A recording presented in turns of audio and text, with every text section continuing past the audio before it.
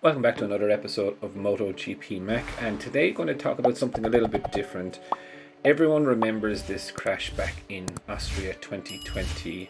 I don't think people could forget it. In my view, it was probably one of the luckiest people to ever get away with a crash. It is definitely, in my opinion, a big change your jocks moment for any rider, and that's not just the riders that were involved in it. It was riders that watched it, people saw it live.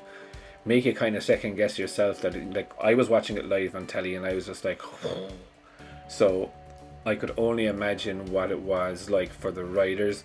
I think how Franco and Johann Zarco were realistically able to walk away from the whole crash still to this day amazes me.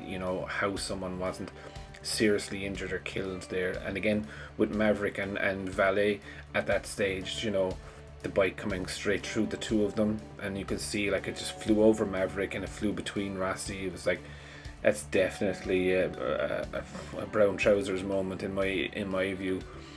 But the track does have precedence of this happening before, and it happened in Formula 1 actually, where someone T-boned another car.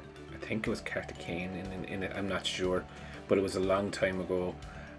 So while it was frightening to see it happen, it has happened before, and I want to credit the race for these pictures that they have shown. That the first satellite pictures of it have come up of the new shape in the Red Bull Ring in Austria. Now, turn 1 is the same, but they've put a chicane between turn 1 and turn 2, so effectively it's probably going to be turn 3 or 4 at this stage.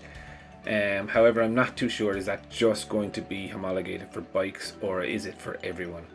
If it's only for bikes, I'm a small bit worried, I'll be honest, because in my opinion I think the track would be very dirty at that point and they'd be entering in quite quick into that chicane.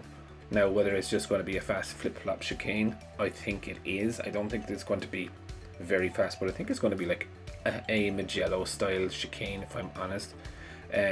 So hopefully, if it's going to be used for all, there won't be an issue. But if it's just going to be bikes, it's definitely going to be delicate going through there the first few times.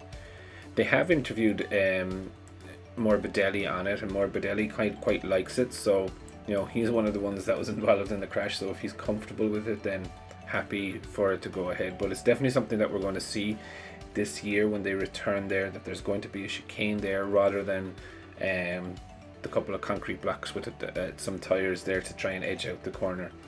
Look, it is safer, I will 100% say it, but I just have a concern if it's not going to be used all the time. Will it get very dirty and be a hindrance, I suppose, to the bikes going through there? Will it only be one line rather than people trying to pass in there, I suppose, would be my question. But look, that's it for me today. I will do another bikes one tomorrow, but I just thought this was really interesting, and it was something that brought back, I suppose, a lot of fearful memories when that crash happened. So I just wanted to bring it up and see what people's thoughts are. What do they think? Do they think it's going to be a good change, bad change? Definitely leave it in the comments below, and I will see you again tomorrow. I just want to take a minute to also thank you for watching my videos and the support that you've shown so far. If you haven't subscribed already and you would like to subscribe, it would mean an awful lot to me if you did.